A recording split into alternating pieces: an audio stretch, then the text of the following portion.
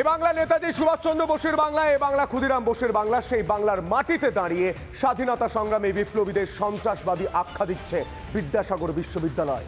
বিদ্যাসাগর বিশ্ববিদ্যালয়ের উপাচার্য দায় সারা সাফাই দিচ্ছেন। তিনি বলছেন ভুল করে হয়ে গিয়েছে, টাইপো অর্থাৎ টাইপ করতে গিয়ে মিস্টেক। কিন্তু না, এর আগেও বছরের পর বছর ধরে এই স্বাধীনতা সংগ্রামী এই বিপ্লবীদের সন্ত্রাসবাদী আখ্যা দিয়েছে এই বিদ্যাসাগর বিশ্ববিদ্যালয়। মমতা বন্দ্যোপাধ্যায়ের আমলে এই রাজ্য সরকার, এই রাজ্যের শিক্ষা ব্যবস্থা, গোটা বাংলার মানুষ আজ প্রশ্ন করছে যে তারা স্বাধীনতা সংগ্রামীদের কেন সন্ত্রাসবাদী আখ্যা দেওয়ার অপচেষ্টা করছে। দেখুন,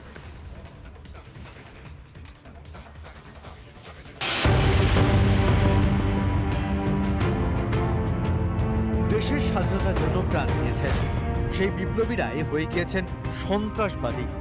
সৌজন্যে মেদিনীপুরের বিদ্যাসাগর বিশ্ববিদ্যালয়ের ইতিহাস বিভাগ স্নাতকোত্তরের পরীক্ষার প্রশ্নে বিপ্লবীদের বলা হয়েছে সন্ত্রাসবাদী।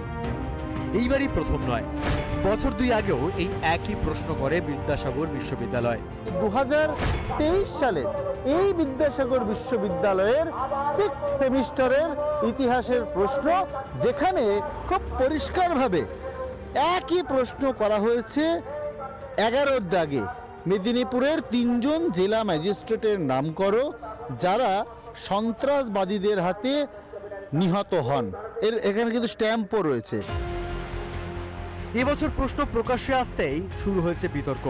সাফাই দেন উপাচার্য। এটা মানে মুদ্রণ কি বলে প্রিন্টিং বা টাইপোগ্রাফিক্যাল মিস্টেক, ইনক্লুডিং মিস্টেক হলেও সে মিস্টেকটা ধরার মতো আমার মেকানিজম থাকা উচিত, তাই না? কেউ না কোনো ব্যক্তির অসাবধানতার জন্য এটা ইংরেজির সঙ্গে বাংলার পার্থক্যটা হয়েছে। কোথাও কোনো ভুল হয়নি, এটা করা হয়েছে, এটা পরিকল্পিতভাবে করা হয়েছে। বাংলার বিপ্লবীদের সন্ত্রাসী আখ্যা দেওয়া হয়েছে।